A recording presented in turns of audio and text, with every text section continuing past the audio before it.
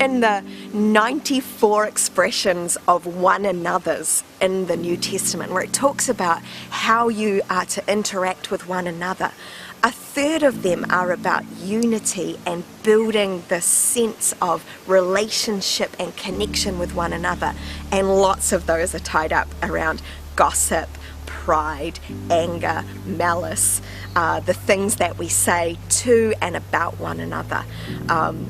So much of that loving one another is tied up in our speech. Our default is, I will get bigger in the eyes of everybody else if I can tear everybody down. That's our culture's kind of norm. And Kiwis, Shakespeare says many a true word is spoken in jest. I think Kiwis use the language and the style of humour when actually it's just designed at making someone else look worse so that therefore I might look better.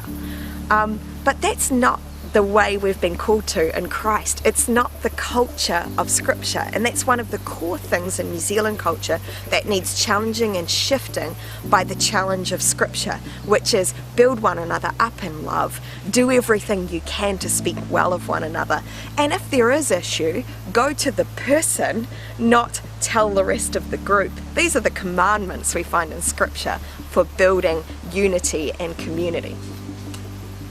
If we want to control our tongue, we have to go to the deeper part, which is what is going on in our heart and in the soundtrack of our mind. And often when you pull back to there, you realize there is a whole lot of negative self-talk that is going around and around in your head and forming your heart reality. And when those things are broken, then what overflows or comes out is your speech about yourself and other people. So the discipline is to pull back and go, what do I actually believe about myself? And then what does God say about me? And when we start to do the work around identity and forming rightly as loved and liked children of God, then we will find the overflow of our heart becomes positive and affirming and growing of others.